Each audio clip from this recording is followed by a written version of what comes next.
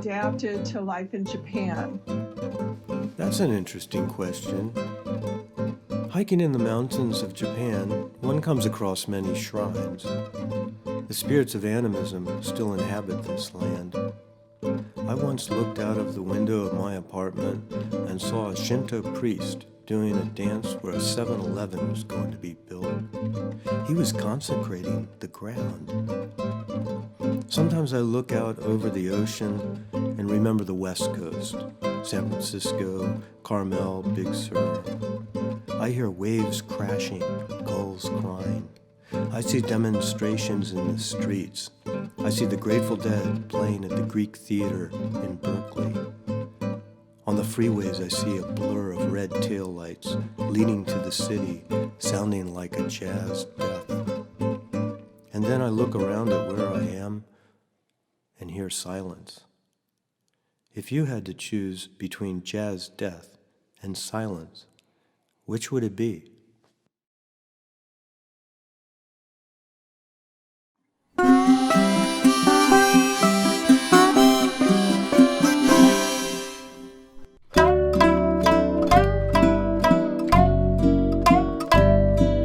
Cherry flakes, snow blossom, empty mouth, open hand, plant a wish, take a stand, moral compass, failed state, nail a plank, drive a stake, cherry blossom, snow flakes.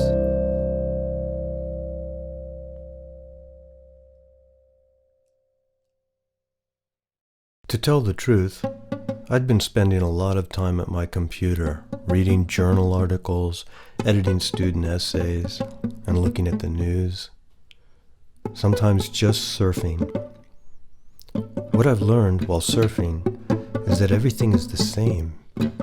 Everything is a square, or should I say thousands of tiny squares. And these squares come in 3 colors: red, green, blue. This world I surf is a simulacrum of another world. But which world do I actually inhabit? A world of infinite variation, or a world comprised of only red, green, and blue?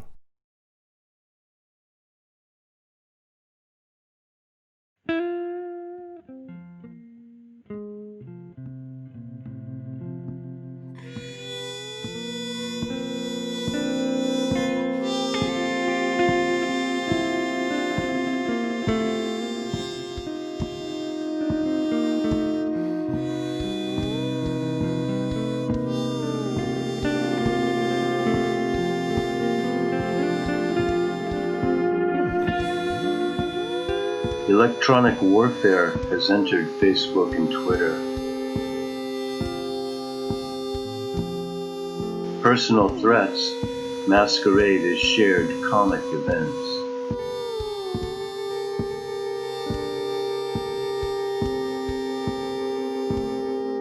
The commercial mind, open to every type of entertainment, absorbs multiple insults upon the intellect, like children sucking on friendly cigarettes.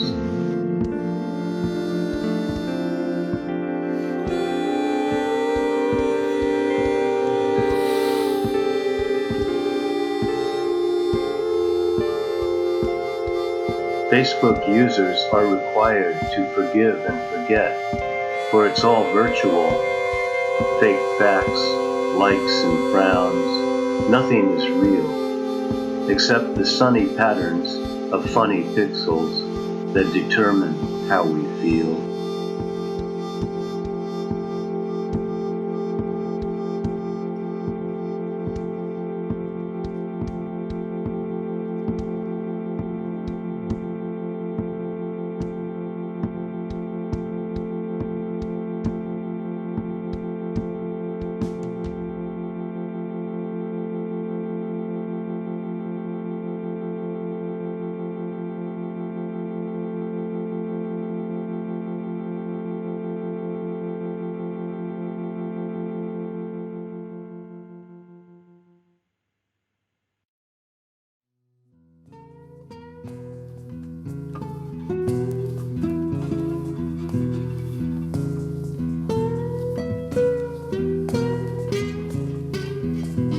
me about the nightlife.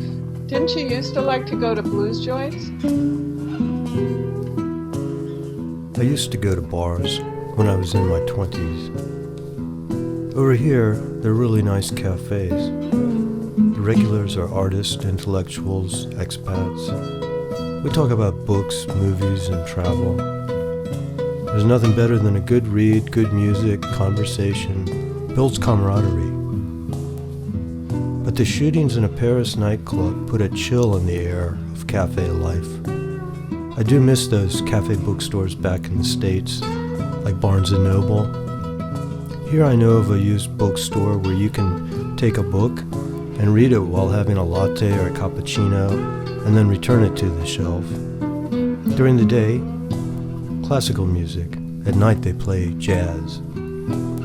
Well, it's like a timeless feeling, I guess. Like in Casablanca. Remember Rick's Cafe? And in walks Ingrid Bergman. And Rick says, of all the gin joints in all the towns in all the world, she walks into mine, slamming his fist on the table. Would she be walking into a hail of bullets today? Not likely. But those bullets in Paris pierced our innocence, injecting fear and apprehension. Imagine a poster for a place called Club Indigo, a poster riddled with bullet holes, a poster that was once so vibrant with color, but is now faded and gray, as if frightened by a ghost.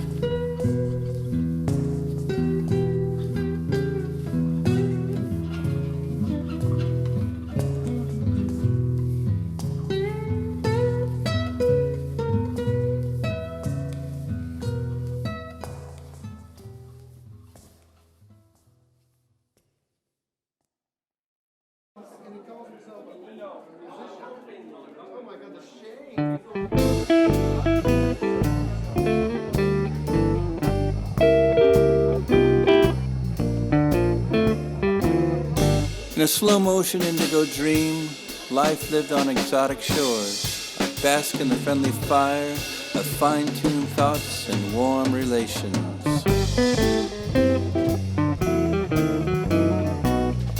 In the ever-blue tinged designed cafes with cubic arms, abstract legs, with drinks are poured and jazz is played.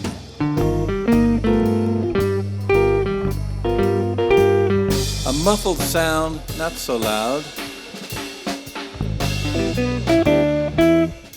Gunshots in the corridor.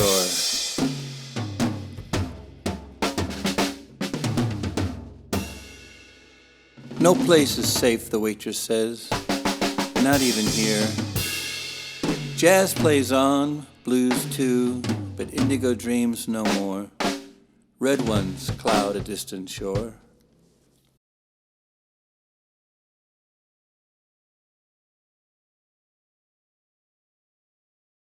Have I ever been shocked? Oh, you mean had culture shock. Well, maybe coming back to the States once. I was harassed at the Customs and Immigration desk in Tucson Airport. I felt like a foreigner in my own country.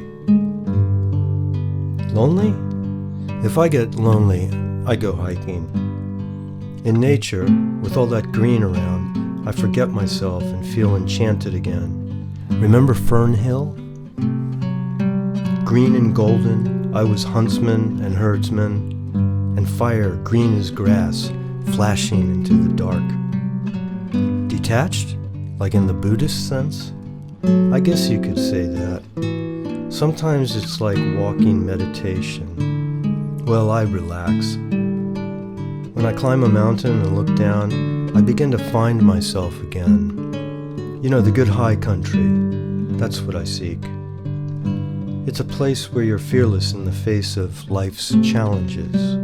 It's a place where you are beneath no one. And unlike the world of business and politics, it's a place where only the fit belong.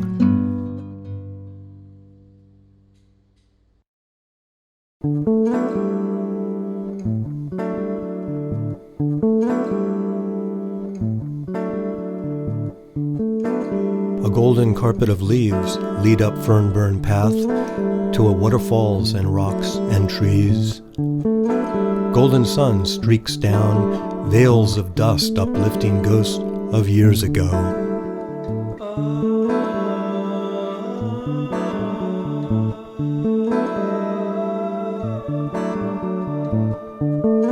Icons nailed to trees commemorate saints and sages who once roamed this place.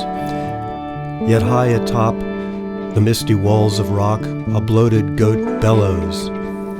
Staccato fire denting dignity, tossing spark-like shards, sent there somehow by careless farmers.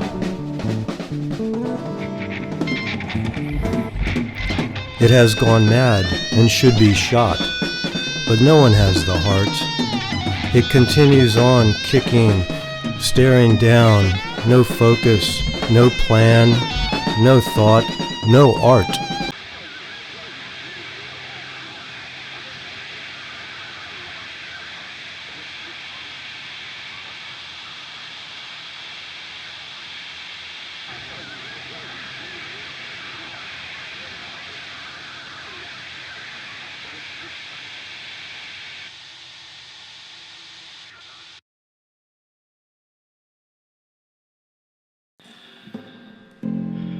Oh yeah, superstition abounds here too. One place I visited a couple of times, Mount Asari at the top of Honshu Island, was unique. Really creepy. Smell of sulfur in the air, yellow nicotine rocks hissing and boiling water rising from the depths. This is Japanese purgatory. In this place, souls transition from one world to another. Back across the water, armies of ghosts linger around willow trees and march along a snow-packed trail in the Arctic desert. But like most ghosts, they don't know they're dead. It's not like they're completely dead, but rather that something inside of them has died. And they don't appear as phantoms. They look just like normal people. You see them walking in the distance just like everyday folks. They're all dressed in the same attire. All of their clothes are worn and tattered, and so are their souls. But they continue on their march, consumed by a cause that was handed down. They wander the earth, hoping for some kind of validation that's only found in battle. Their desperate cry. Great again.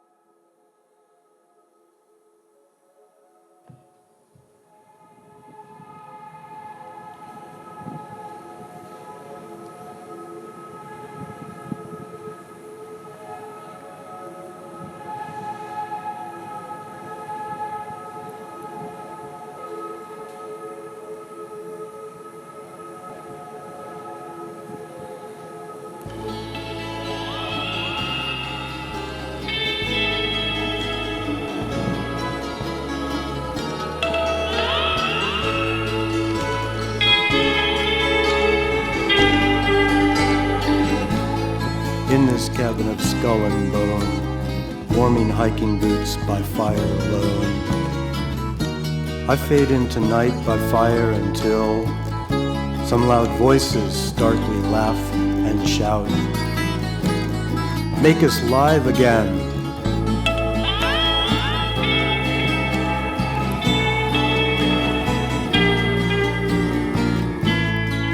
I lurch awake, go outside, and hear barbarous warriors trudging past, careless, drunk in time. "Remember, we're strong," their battle rant.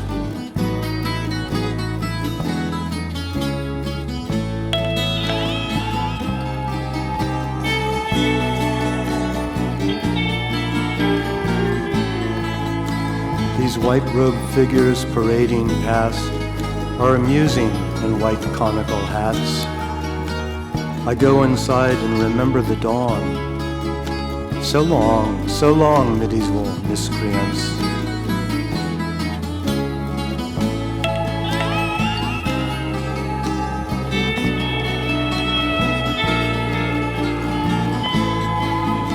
Will Gore-Tex gloves and Vibram soles protect us against these elements?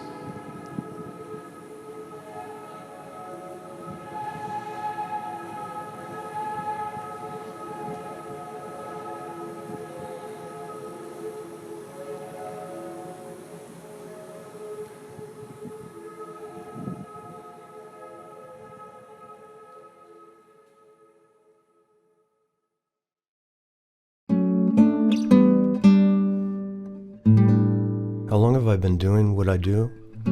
Decades, and I've never looked back. I suppose it's kind of like fly fishing or learning how to drive a Defender through rivers and over dunes without getting stuck. It's been said that teaching is a noble profession. We help others to understand things.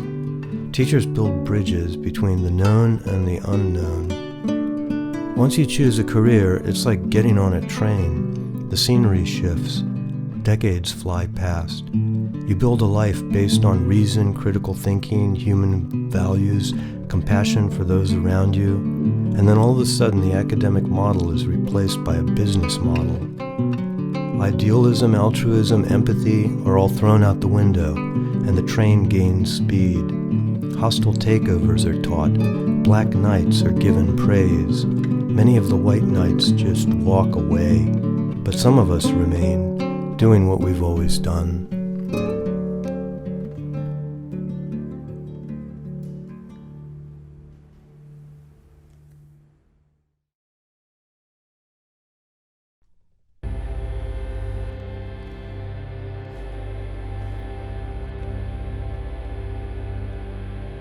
Listening to the wires hum in the lanes of polished dream, I find series of fake fruit. Mixed tense verbs taking root. In the mist of what seems, sun-streaked image of what is, waves of steam calm my nerves, razor scrapes across my jaw.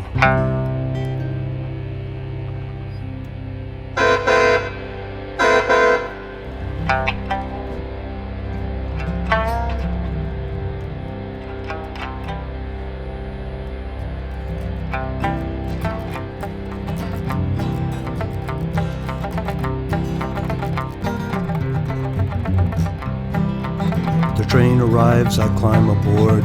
As it leaves, a billboard slides. Suddenly its words collide. Is a run-on sentence now correct?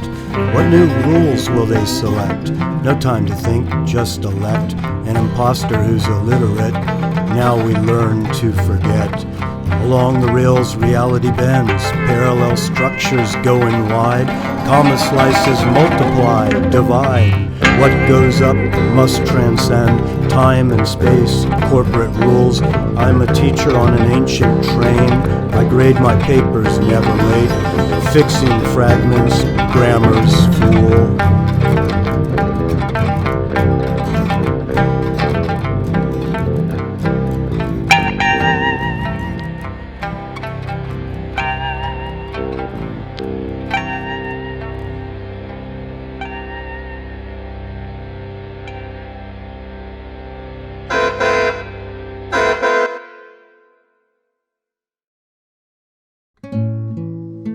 Harmony with nature? You don't see much of it back there, do you? Here you see it, but only in the old temples and shrines. However, intent to live in harmony with nature is important. The greenhouse effect is real, and it's going to lead to certain catastrophe unless checked. Remember that song, When the Music's Over? Well, music is life on Earth. What have they done to the earth? What have they done to our fair sister? Morrison was a visionary of sorts. Ravaged and plunder and ripped her and bit her, stuck her with knives in the side of the dawn and tied her with fences and dragged her down. That's what's going on now. And then there's Rachel Carson's Silent Spring, which is the Bible of the ecology movement, also published in the 60s. Nothing has changed since then. In fact, it's gotten worse.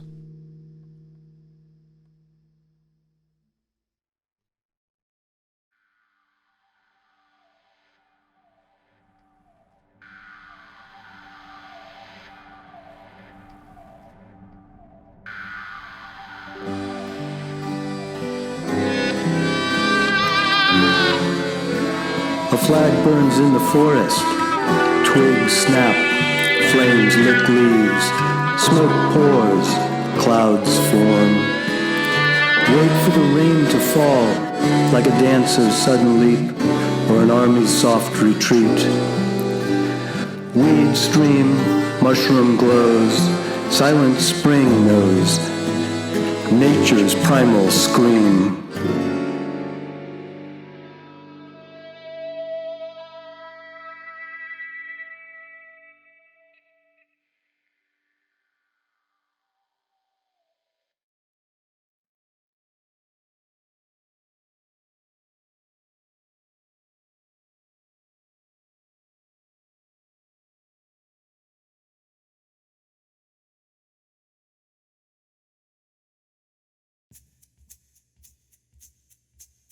It's crazy what's going on. Some call it culture wars, but it's playing out politically. Gun violence, racial hatred, women's health issues. There's no compromise on anything. No consensus on outcomes. That wouldn't happen here in a collectivist society. The Japanese think before they act. Back there they act before they think. In a system based on diversity, the least stable elements dominate. Well, back there, the least stable aren't the liberals. The least stable are the far-right libertarians. It's not only unhealthy to women, children, and other living things, it's dangerous. Oh yeah, I've heard that before. Creative destruction. But that mostly refers to businesses and corporations. Could it also apply to a whole country? Great again. Fuck you, motherfucker.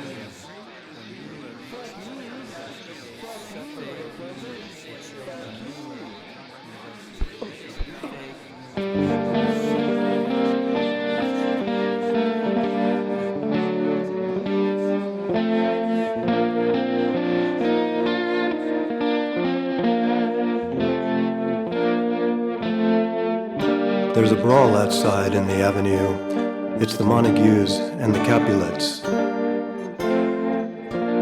I don't want to pick sides, but if I do, it would be Juliet, for she's thoughtful and kind, while Romeo is full of his pride.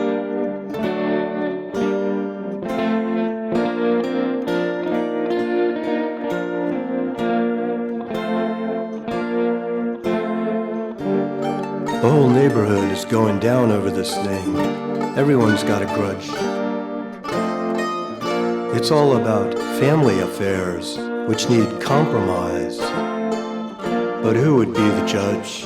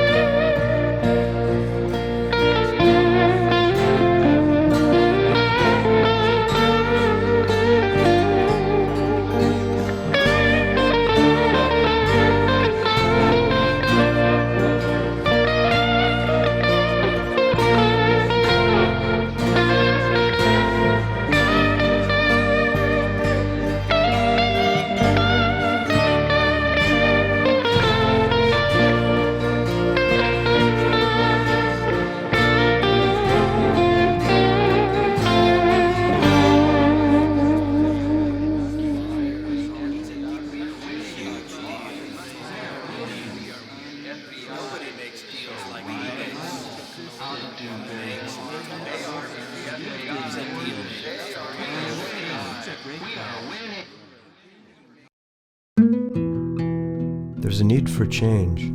There's a need for stability. What needs to change are attitudes. What needs to be maintained is democracy. The sounds of silence. Yeah, we sang that in elementary school. We also sang If I Had a Hammer. We lived in the nation's capital, so what I remember most from those years was the riots. After Martin Luther King's assassination, much of the downtown area was destroyed. In suburbs, windows were crashed, cars vandalized, lawns torn up, and mass transit stopped. If you were white and not at home that night, your life was in danger. Perhaps the whole notion of unbridled capitalism needs to be revisited. It's never been questioned seriously in the past decades due to the overthrow of communism at the end of the Cold War.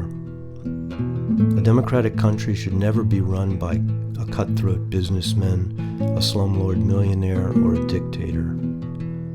The question we should be asking ourselves is, do we want a closed society with a capital face, or an open society with a social face?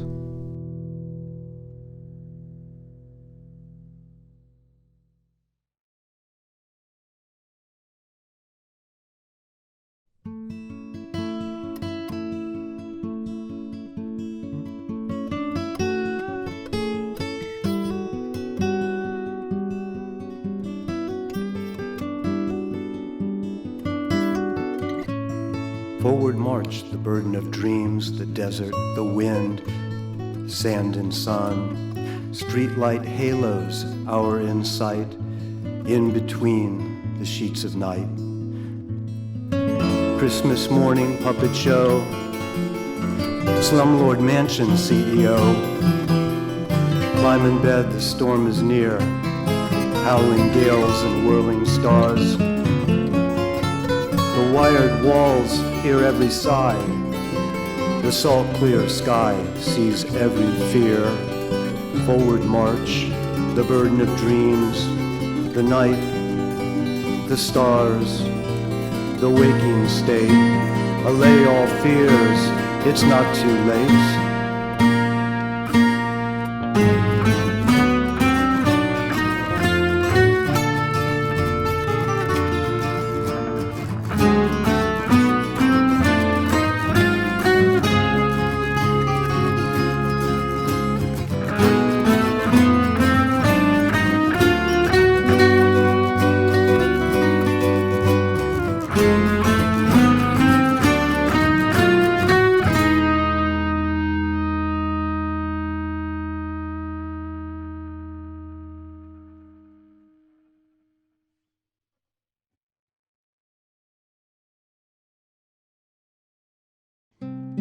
No, I've never lived in the Deep South. Oh, the Deep State? It's kind of a fantasy to think that the government actually controls all of those things. I grew up watching a television show called The Twilight Zone. I will never forget its haunting opening monologue. It is a dimension as vast as space and as timeless as infinity. It is the middle ground between light and shadow, between science and superstition.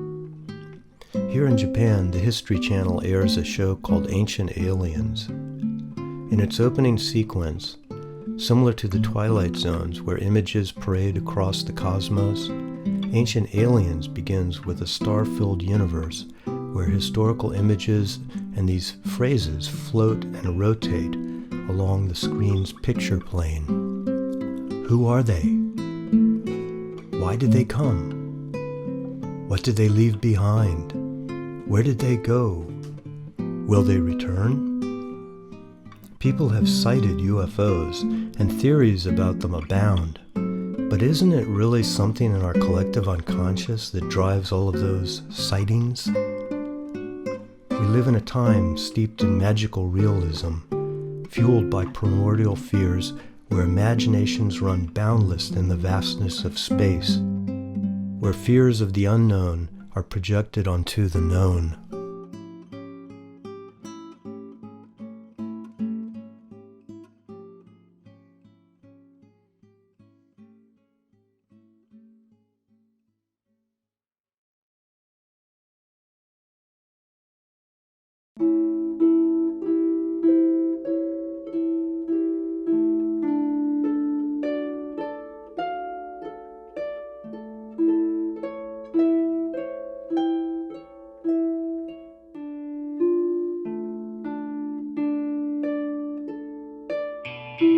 A shadow passes over a deep Scottish lake, and a monster is born under the surly sun.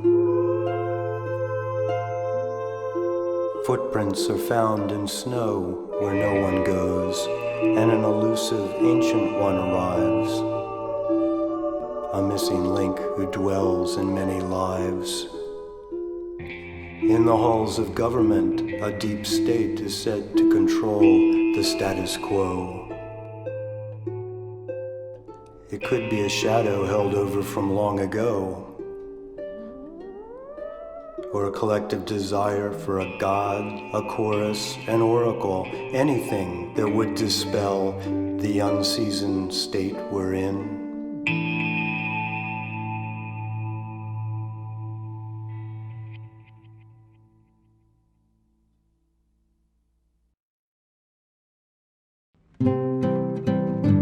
I'm an expat from over the ocean, Hawaii, before that California. Originally, I was a Washingtonian. Well, in the minority, of course. Oh no, I haven't been back there for a while. All I know is what I hear on the news, read on the internet, or collect from friends who've recently been there or still live there. All reports I've gathered tell of an Orwellian nightmare where truth has been branded as fake news.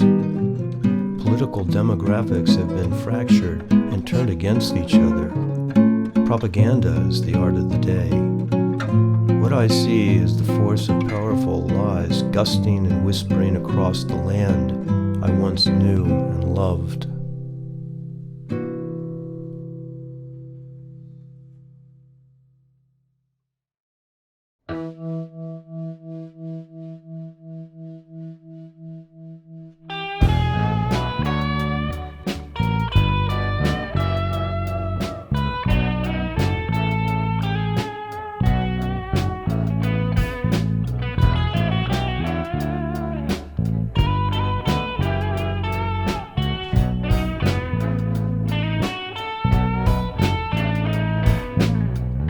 You've arrived in the land of newspeak, where ignorance is strength, and invisible people fill the mall. So many you can't count them all. Freedom is slavery is written on the workhouse gates. The thought police are alt-right and use alt-facts to offset any dissonance. Brutality is bliss at demonstrations where un-alt protesters get their heads bashed in. Ideas are simply stated. Voodoo economics becomes unblocked flow. Basic belief in God is practiced by those who know. Truth isn't truth, an alt-right lawyer claimed, so it's an alt-right fact.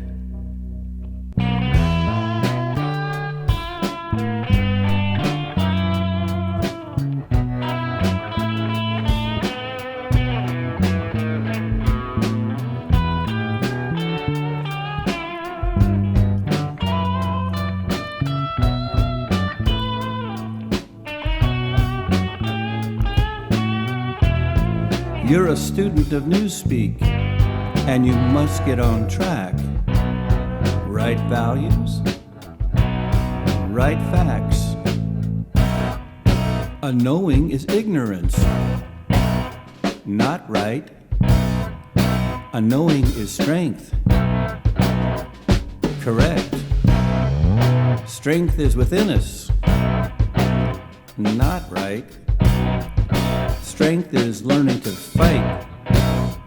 Alt-right. There isn't much you can do from afar, except sign petitions.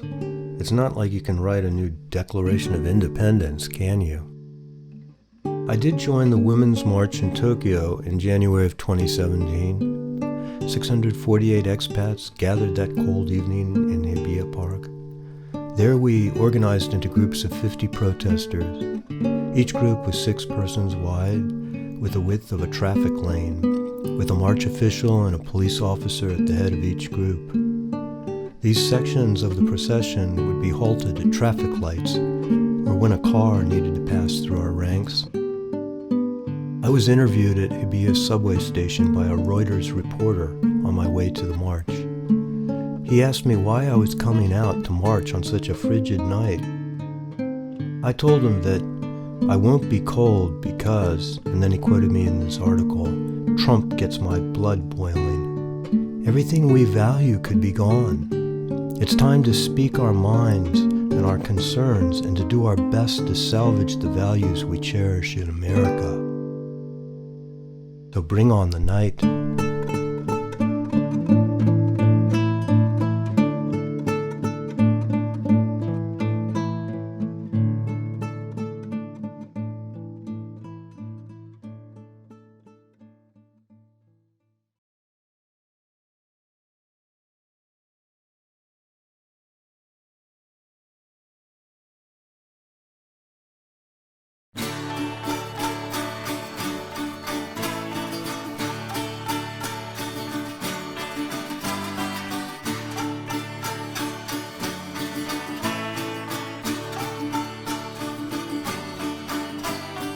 Bring on the night, bring on the dawn, call on the stars, take on new form. Ring bells for the winners, say grace for the sinners, pay homage to lessons in midnight confessions.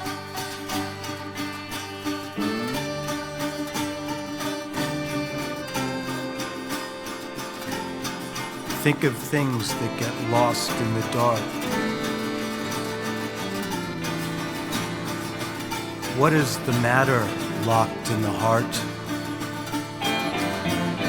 Bring on the night, bring on the dawn, call on the stars, take on new form. Ring bells for the winners, say grace for the sinners, pay homage to lessons in midnight confessions.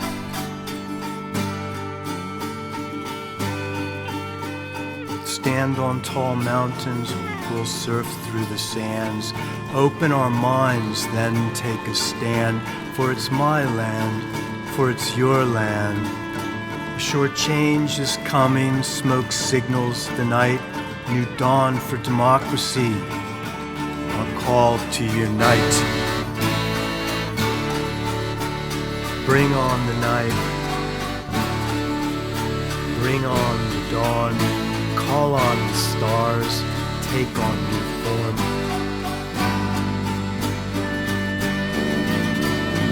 Bring on the night, bring on the dawn.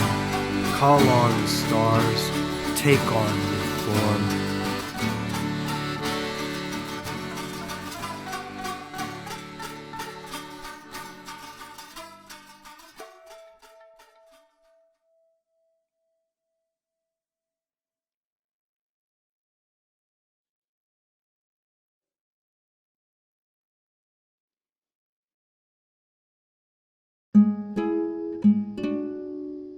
Feeling a bit hungover from all of that ginseng tea of the night before, I went for a walk around Suta Onsen.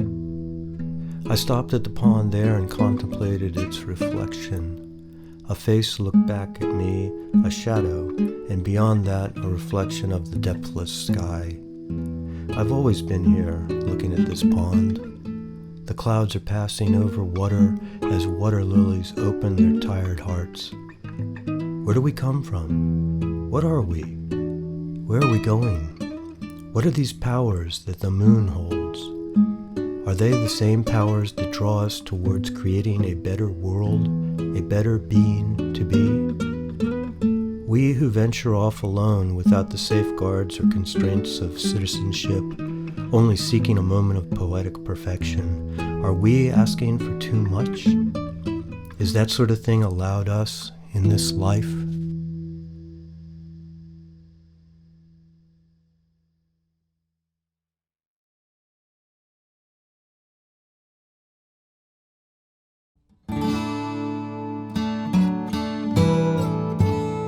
Refugees.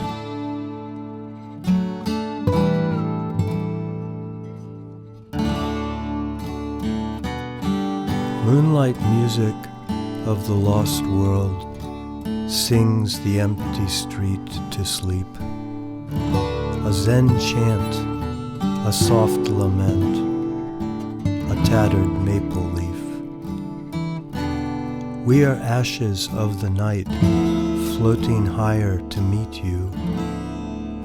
We are the dark shapes, come to the river's edge to see the moon.